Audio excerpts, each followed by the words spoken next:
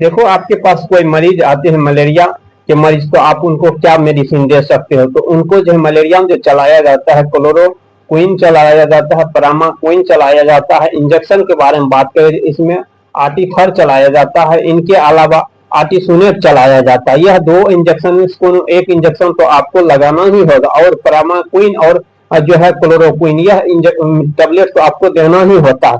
बात करते हैं क्लोरोक्विन का क्या आपको जो है डोज हो सकते हैं?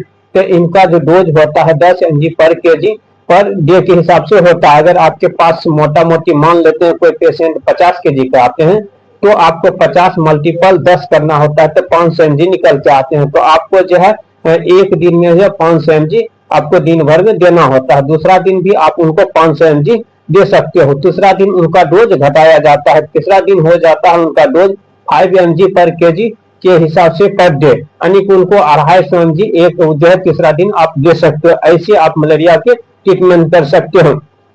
परामाक्विन के अगर डोज के बारे में बात करें, तो इनको जो है आप जो है 0.25 mg पर केजी पर डे के हिसाब से दिया जाता है। इनको ज्यादा किसी मरीज को समस्या है तो 14 दिन तक भी लगा सकते हो, 14 दिन तक भी दे सकते हो। इंजेक्शन के बारे में बात करें, आर्टिफर के डोज आप कैसे इनको निकाल सकते हो? तो इनका डोज जो होता है 3 mg पर केजी पर डे के हिसाब से होते हैं। इनको 3 दिन के लिए आप लगा सकते हो।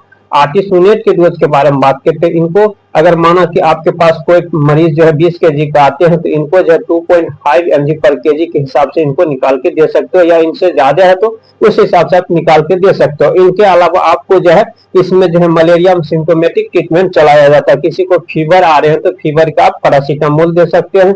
इनके अलावा किसी को कमजोरी है तो कमजोरी के लिए कुछ मल्टीविटामिन दे सकते हो। इस तरह आप जो है मलेरिया पेशेंट को हैंडल कर सकते हो। ऐसे जानकारी के लिए सब्सक्राइब करिए। फेसबुक पर देख रहे हो